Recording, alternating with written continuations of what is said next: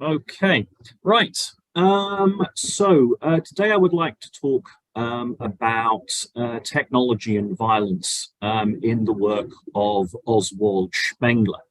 Now, I appreciate that Spengler is not on everyone's list of books they must read, and so I'm not presuming an enormous amount of background knowledge on Spengler.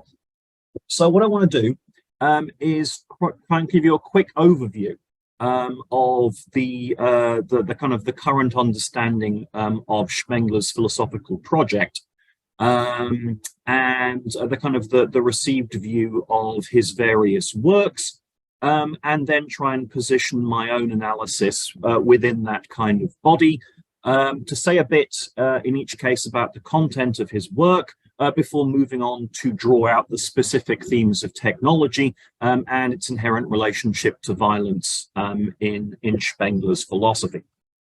So that's the grand plan. We'll see if I manage to stick to it. Okay, right. So who was this chap, Oswald Spengler, then?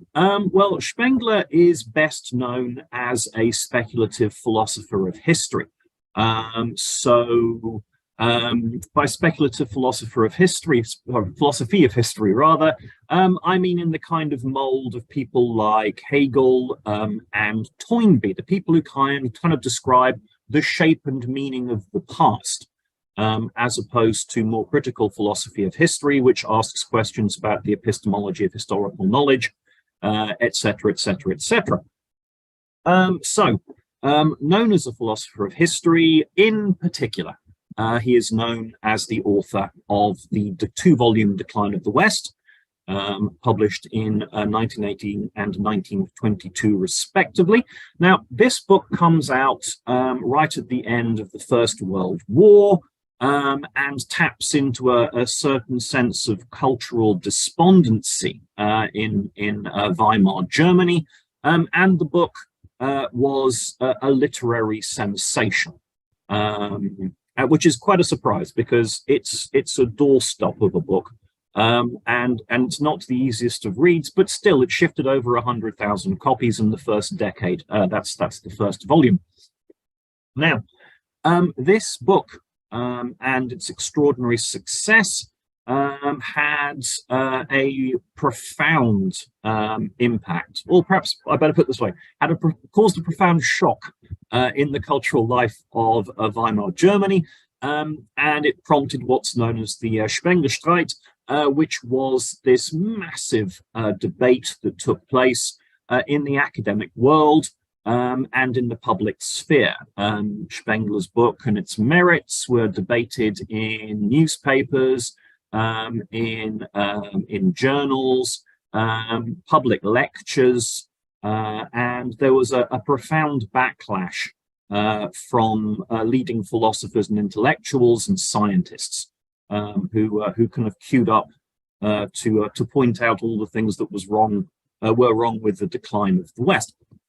So that's the history, right? That's why everyone's heard of the decline of the West. What's its current academic status? It's not held in any great esteem. It's not viewed as a particularly profound work of philosophy, in part, I suspect, because that kind of philosophy of history just isn't fashionable anymore.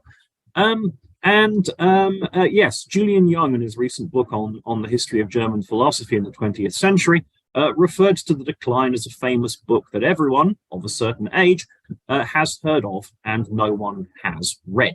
So that's the current state of play with regards to Spengler.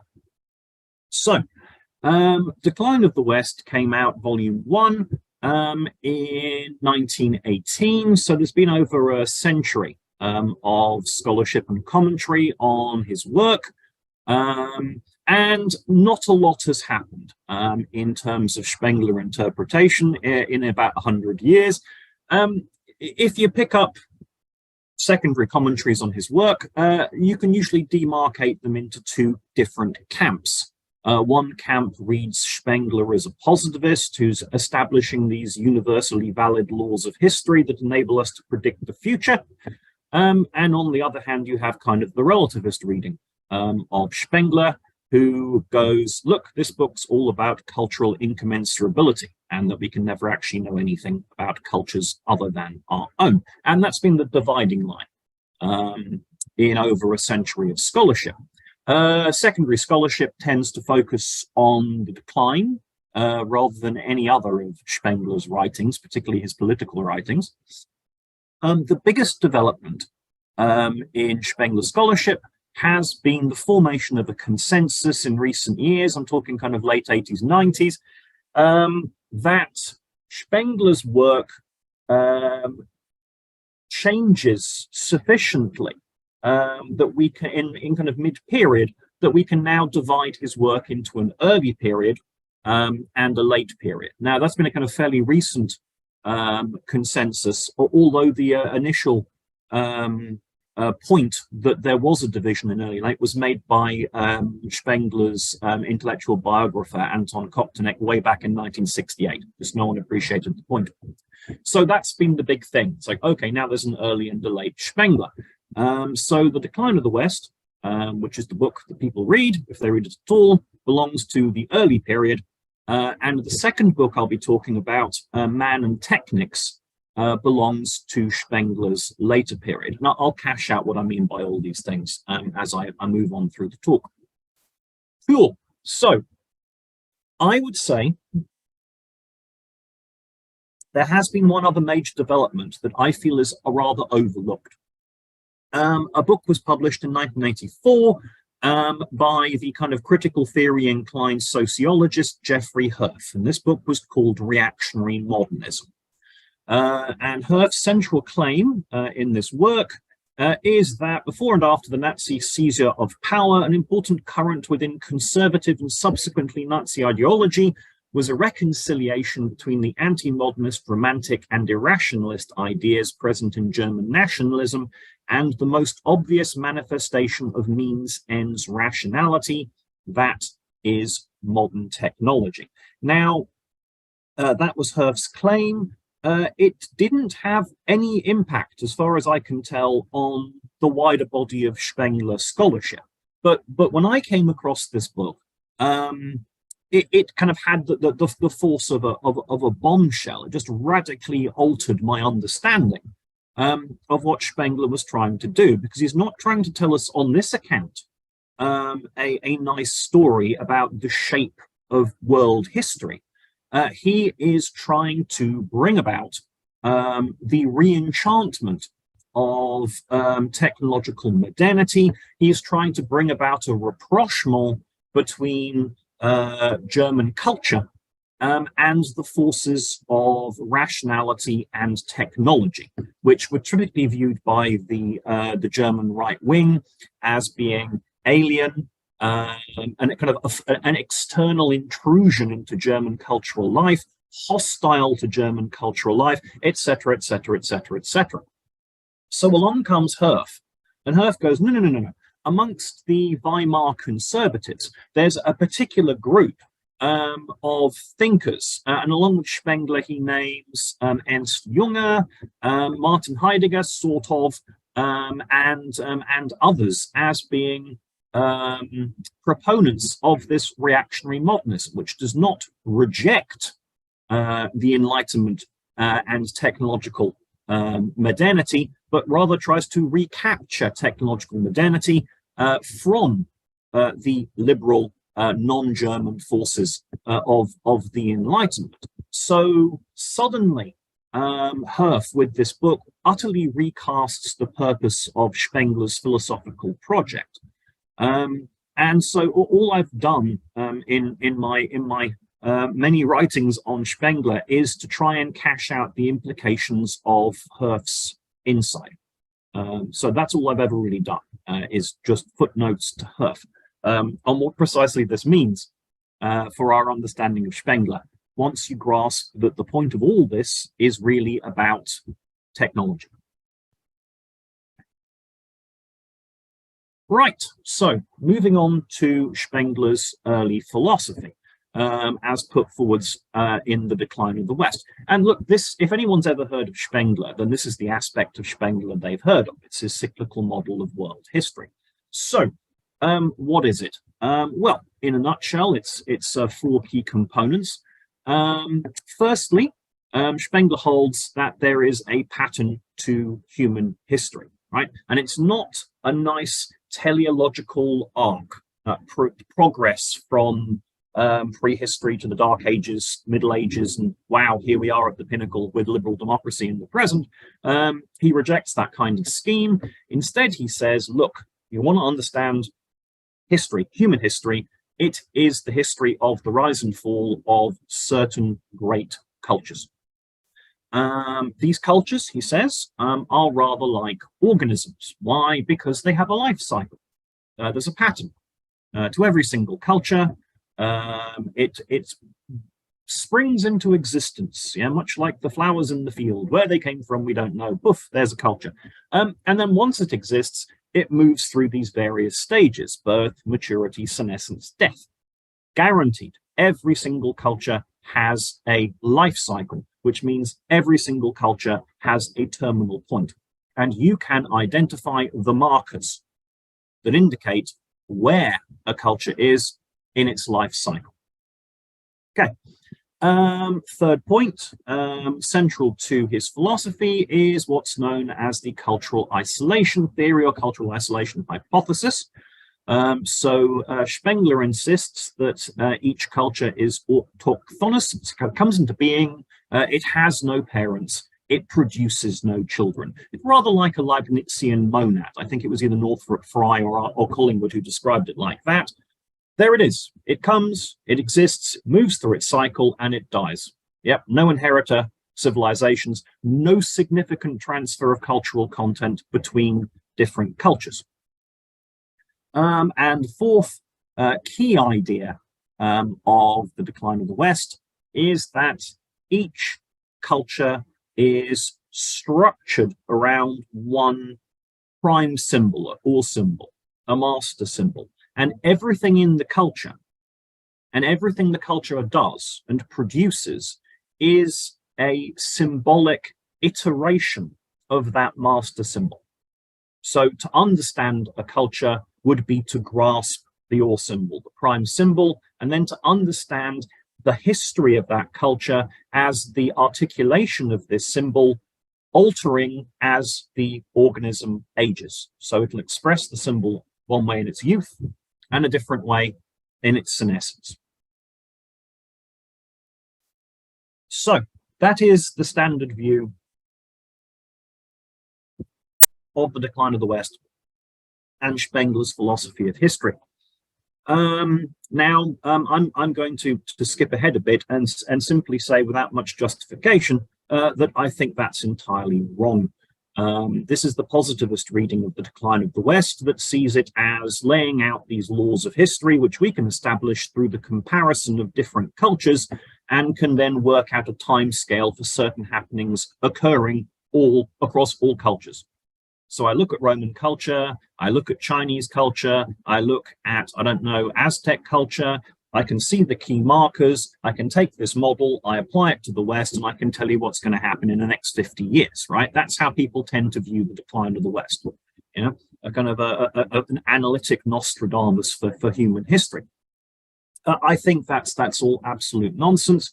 I favor a different reading of the decline of the West, which leans heavily into Spengler's cultural isolation theory as being the key point that he was making with his philosophy of history.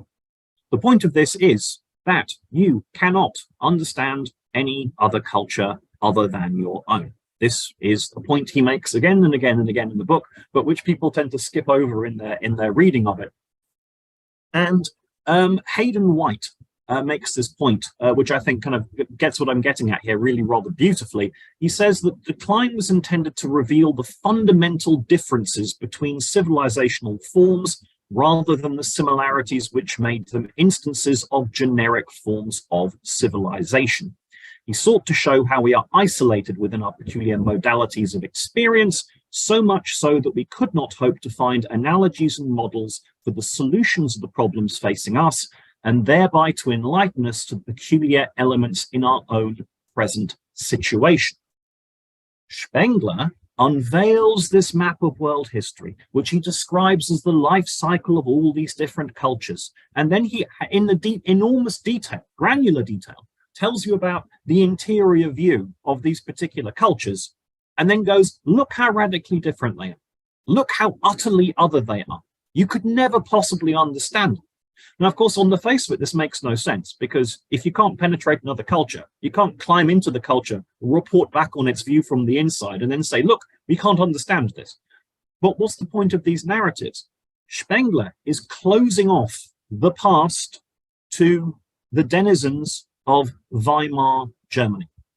Don't look to the Romans. Stop looking to the Greeks. We've got to get over this Winckelmann hang-up and this kind of incessant Philhellenism, right? Now, look away, look away. All of human history for Spengler becomes a series of mirrors. They do nothing but reflect back on the member of Western culture, Faustian culture. He calls it themselves. He throws everyone back on their own resources. He removes history as a source of any possible inspirational solution to Western culture. And usually when Spengler says Western culture, he means Germany. But he throws them back on their resources. There is nowhere else to look but within. So to quote White again, Spengler taught that history was valuable only insofar as it had destroyed rather than established responsibility towards the past. Cool. So if it wasn't a philosophy of history, if Spengler's not trying to tell us about world history, what is the point of the book? What's he up to? Right. Okay. Spengler, and again, I'm getting this from Herf, is motivated by an existential project. Everything Spengler does in The Decline is motivated by this existential. Everything serves this existential project. Spengler repeats throughout The Decline freedom, what freedom is. He says freedom to do not this or that, but the necessary or nothing. And this, in a nutshell, is his kind of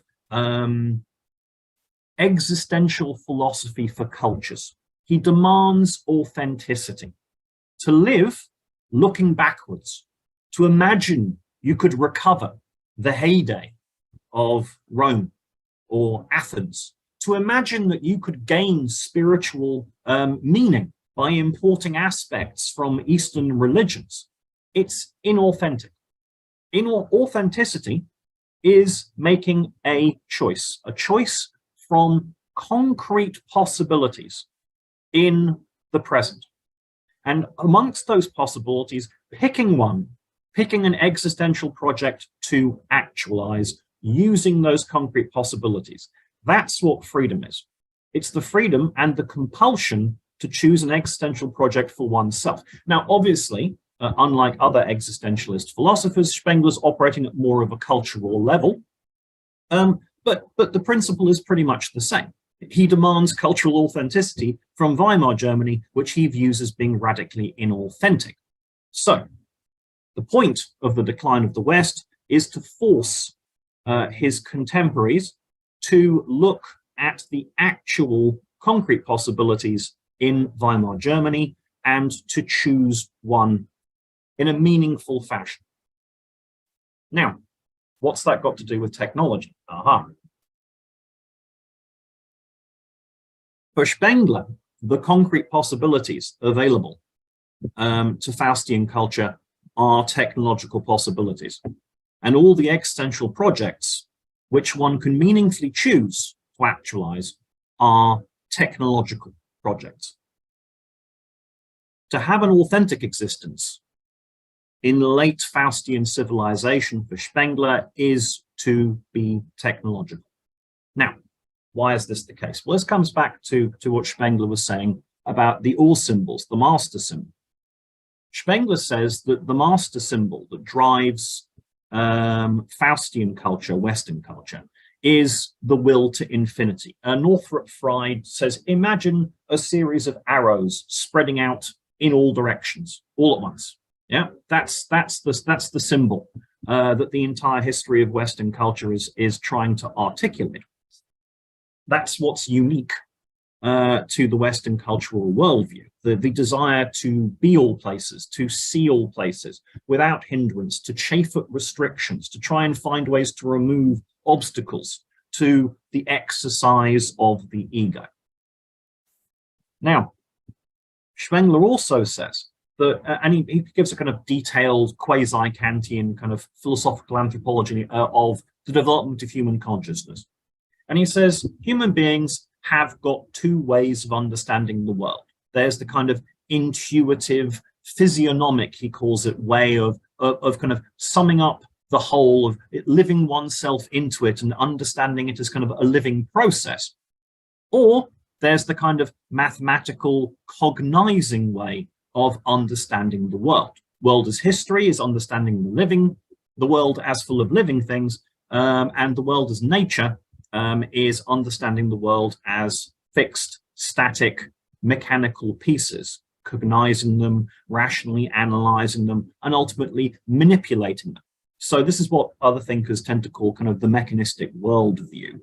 Now, the unique element of Western culture for Spengler is that these two things have come together. He assumes that all human beings start off seeing the world with this kind of split.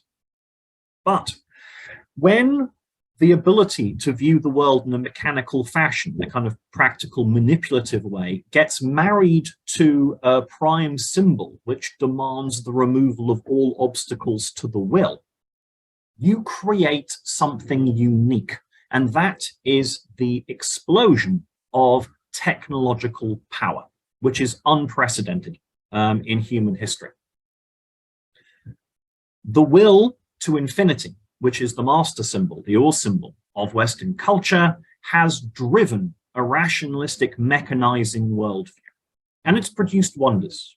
Electrification, aircrafts, all of these things are fantastic.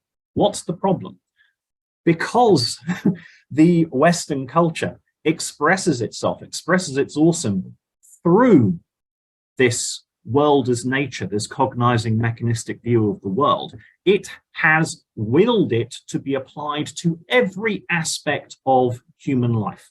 Not simply the external, the environmental, but now the social, now the personal, now the psychological. There is no aspect of Faustian existence which is allowed to remain outside the mechanizing worldview because of this ore symbol cultural imperative. So you see in present-day Western culture, the progressive encroachment of this mechanical worldview into every aspect of social existence. And at that point, you see the shift from a living culture to a dying civilization. That's the cause, or rather the symptom, I suppose, of the decline of the West. So, what's the takeaway of all of this? Well, okay, it's back to the technology again, right? Spengler's point, and this comes back to Herf and his reactionary modernism, is Spengler's making the point that the end of the West, downfall of the West, isn't something that befell us from without. Yeah, it wasn't a comet from the sky that killed the dinosaurs. It was something inherent to Western culture all along. So as we sit there in alienated and disenchanted technological civilization, we view it as something outside ourselves, as apart from us, something that's happened to us. And Spengler's point is, no. What you're seeing around you, and granted you're alienated from it, that is the pinnacle. This is the apex of the symbolic expression of your own culture. Yeah? You've become alienated from your own culture, and you're looking at technology as this alien form. It's not. It's the perfection of your own culture's will to infinity and will to power. So back to Spengler's existential project. What Spengler is doing is calling upon his contemporaries to recognize the technological world they live in as an authentic expression of their own culture. And once they've done that, to accept that the only remaining options to express their cultural mandate, the ore symbol, are material, mechanical, expansive ones. Spengler puts it politics, technics, and economics. Yeah. At this late stage, the organism that was Western culture is now a mechanism that is Western civilization. And the last remaining options for movement with this civilization are mechanical ones, not spiritual ones, not things that speak to the soul, but the last remaining throw of the die for a self-mechanized, rationalized into oblivion culture. What are these expansive options? Domination. Quite simply. Everything material is to be reorganized to serve the technological will to power. The will to infinity that was previously expressed metaphysically and metaphorically will now be actualized in a sustained technological assault on all material limits to the exercise of the Faustian will. Technological rationality, which was the key to the power of Western culture, has now turned cancerous. It is pointed inwards, it is destroying the last aspects of cultural life in the West. And Spengler, in his appeal to existential authenticity in the decline of the West, is the promise that through concerted effort and embracing technological rationality, that the deleterious effects of technological power can be directed away from the body of Western culture and be expressed in domination, destruction of the surrounding cultures. Spengler's solution to the death of the West is to forestall its death by moving that death outwards, by externalizing the destructive power of Faustian technological culture. So that's Spengler's early philosophy. And that's the relationship between technology and violence in the decline of the West. So now I'm going to skip forwards a bit and consider this in relation to his later work, in particular one work, Man and Technics. Now, between early and late Spengler, there is clear blue water. There's a radical difference in understanding of history and so on and so forth. But once you pick up on the centrality of technology in his early philosophy and the relationship between technology and violence, I think this provides a theme, a continuous focus in Spengler's work, which you can see running across the break between early and late, and there in Man and Technics. It's expressed differently, it's approached differently, but that continuous relationship between the two, that's at the core of all his work. I'm starting to think.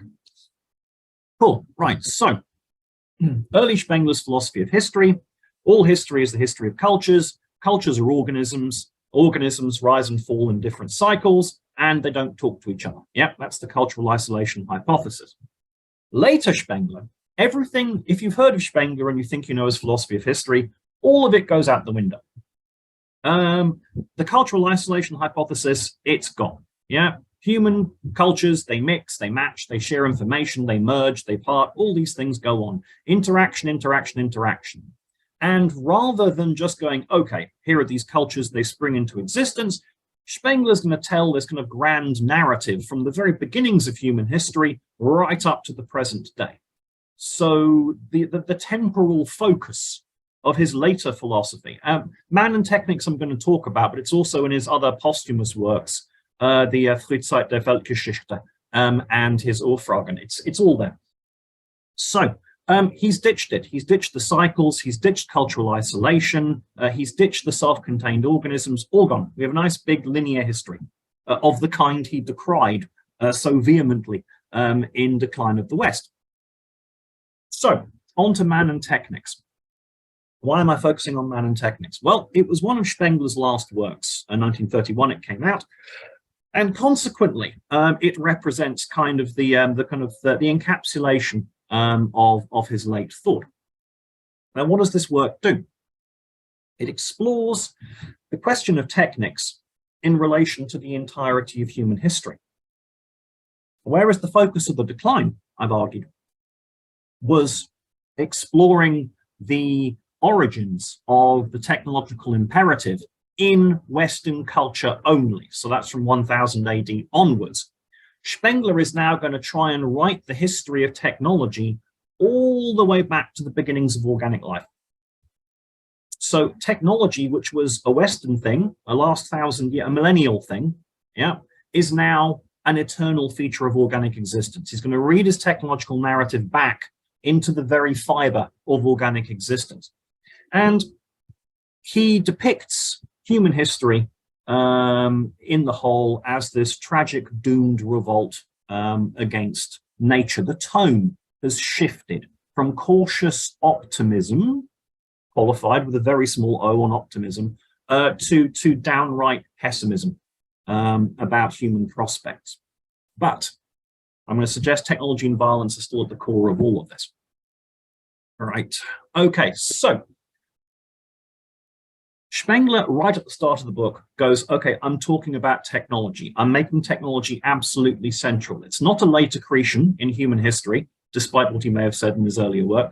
It's always been there, and we need to appreciate it as such. Now, the term technics is interesting because what's central for Spengler's interpretation in his later work of technics is the technique, the tactics, as opposed to the artifacts. We tend to get, if you look at the history of technology, we tend to get hung up on the artifacts, this machine and developments in the machines. For him, it's all about what you did with the machines. And Spengler articulates life, all life, as a kind of no quarters, grim, Nietzschean battle of the will to power. Yeah. So the Nietzschean notes which are present in the decline of the West, and I think are often overemphasized, yeah, cannot be underemphasized when it comes to Man and Technics. Yeah? That Nietzsche runs right through the book like writing in a stick of rock. So Spengler depicts human nature as being essentially predatory. He says, and again, an echo of his kind of intuitive model. You've got to feel yourself into different cultural ways of life, he said in Decline of the West, ironically. And now, perhaps without irony, he says you must do this with life in general. There's echoes of Goethe here. And he goes, when you feel yourself into the different forms of life, a classification system kind of falls out. You've got plants, sort of nature happens to them. They are the theater of cosmic forces, not the players. And then you have mobile life, the animals. And he goes, well, there are the animals that feed on the plants, and then there's the animals that feed upon the animals. And the physiology that each different type has determines their view of the world, the way in which they perceive reality. So the entire development of the human organism is as kind of the apex predator. The development of technology is rather like the development of claws and talons in other creatures. Human beings view the world through predator ethics, and I'm ethics in the sense of ethos here. Everything is viewed from the perspective of the will to command, the will to be free, the will to be unconstrained, the will to have what you want without limitation. It is the urge to master, and that's rooted in the biology of the human species on this new account of Spengler's. What does he say? I had a quote here. Oh, yes, here it is. Humanity lives by attacking, killing, and destroying. He wills and has willed ever since he existed to be master.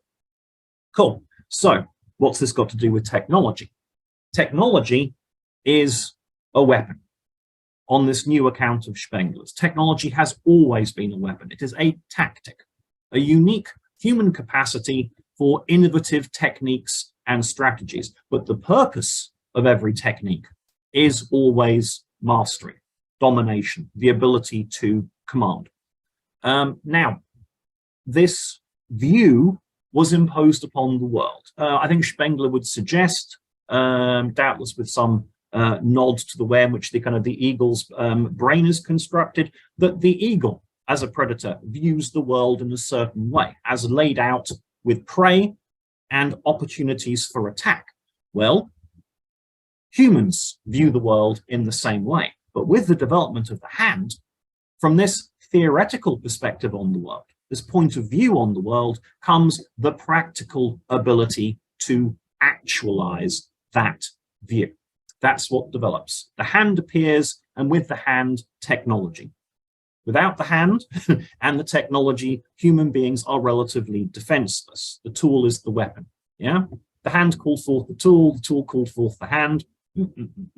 Right. So where you find humans, you find technologies, tactics, strategies, and eventually, of course, artifacts that human beings use to master their surroundings. And through the use of these techniques, human beings elevated themselves from amongst the other predators on the planet. Now, this, to an extent, is a rebellion against nature. I mean, Spengler here starts to sound like another existentialist, Ortega y Gasset, who was a kind of qualified admirer of Spengler's. And the idea is that human beings are kind of within and without nature. I think he uses the image of a boat pulled up on the shore of an island. One ends of the boat's in nature, the other ends in human culture. And human beings don't just want to exist. They want to exist comfortably, Ortega would say. They wish to command, is what Spengler would say. And so there's continuous strategies to not just conform to the environment in which they find themselves, but to exceed it, to alter the environment, to bring about things that can reorder the environment for the convenience of the human overlord. So human beings originally, Spengler argues, are individual, but as the technological capacities develop, it enables the possibility for collective action. In fact, the more complex techniques become, the more some form of collective doing by plan, as he puts it, becomes necessary. The individual becomes the group. Why? Because the technology demands the group. Why? Because the technology serves the will to power, the will to dominate. Okay, so what happens with this collectivization to serve technology? Spengler says it brings about a division in society between the leaders and the led. The led accept the loss of freedom because the increase in technological power. Marvelous. So this is the beginning of the state on Spengler's new account. Again, what is the origin of the state? Technology. See, technology is now central to this narrative. But the purpose remains the same. What is a state? What is a culture? They are predator organisms doing what humans do, seeking power, power over, command, domination. An organization, internal organization, is absolutely vital to the functioning of these collective predator organisms. Now, this pinnacle of human organization and technological mastery is self-defeating, according to Spengler, on this new account. Because culture, which is just technological organization of human beings, is utterly artificial. As the technological power increases, the degree of control and conformity and collective unity becomes more and more demanding, becomes more and more taxing. The led chafe against these restrictions on their nature, the servitude, the grind, the demands of the industrial processes. The leaders chafe at the theoretical restrictions placed upon them now, the responsibilities placed upon them now, and yearn to be what they are, dominating individual predators. So you have the tools of mastery over nature progressively enslaving the humans who built the tools in the first place. The organization, the technological organization of society kills the organic.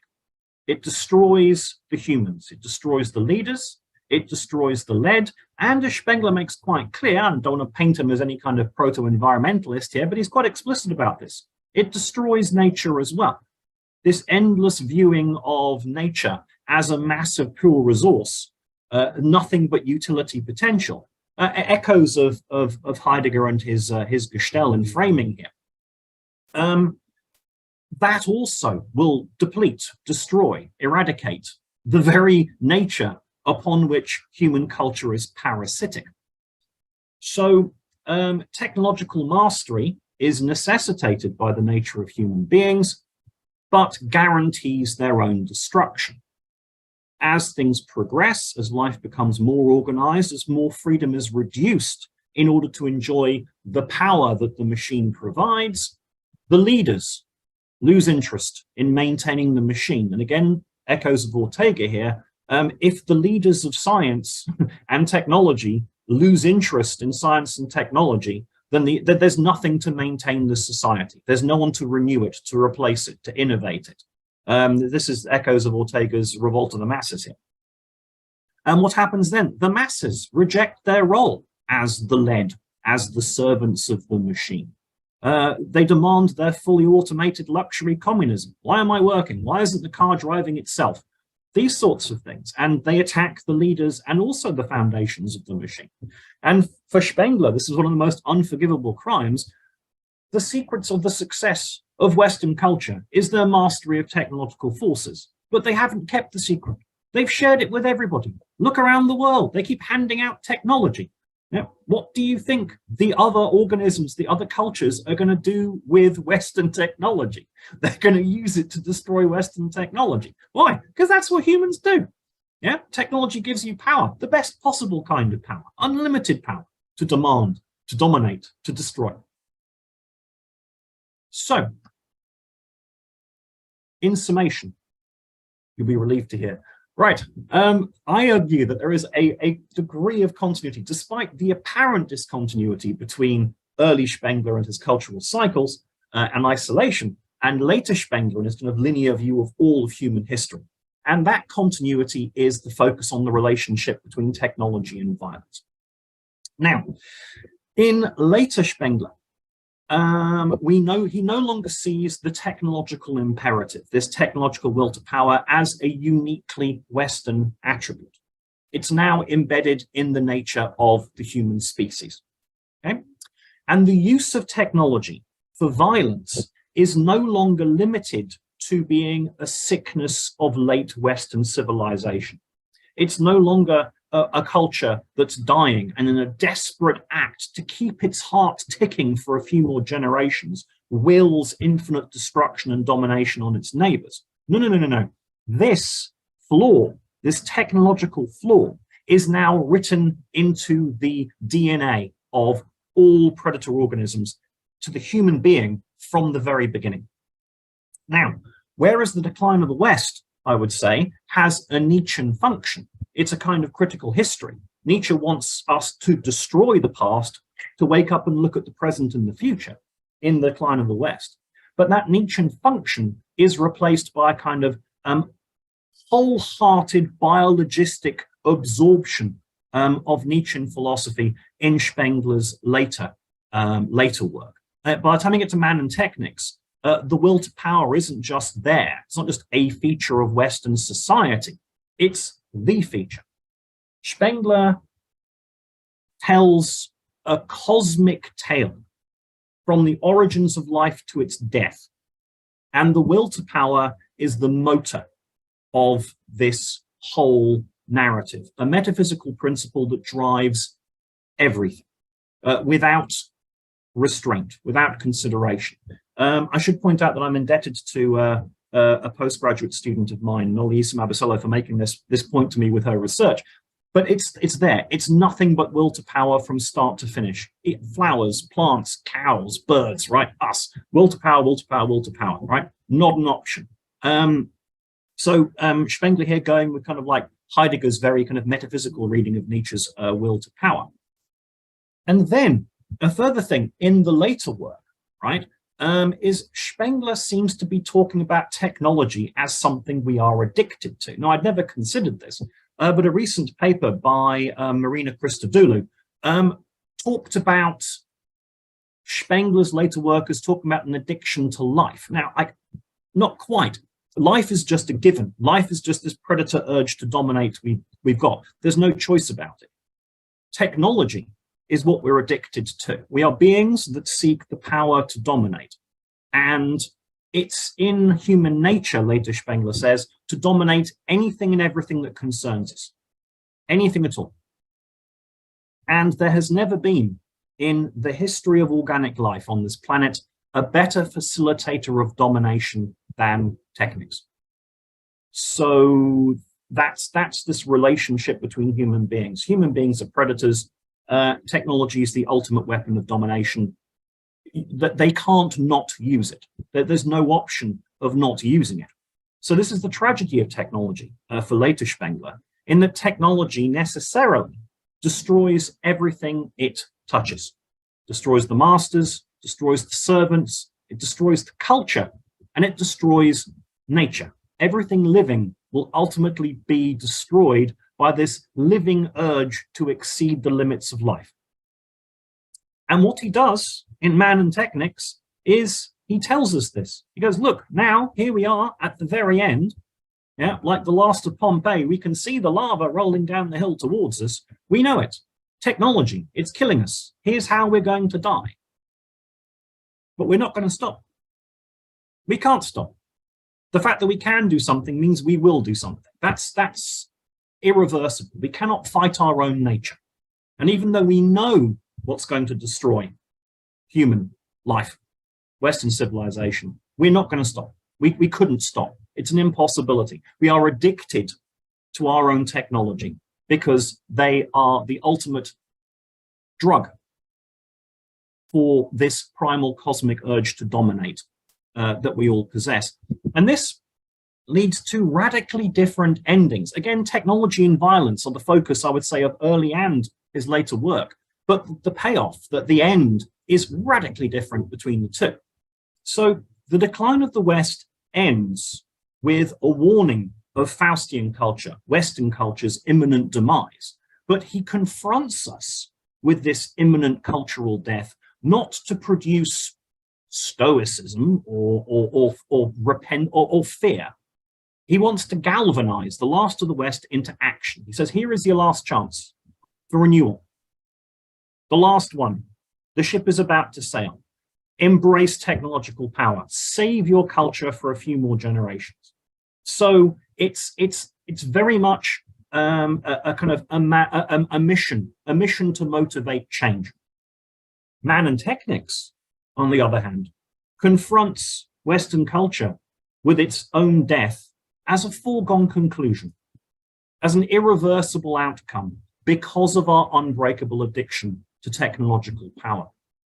So, whereas at the end of the decline, Spengler dangles the carrot of forestalling cultural death, Spengler, in the last pages of Man and Technics, simply advises the reader to die well.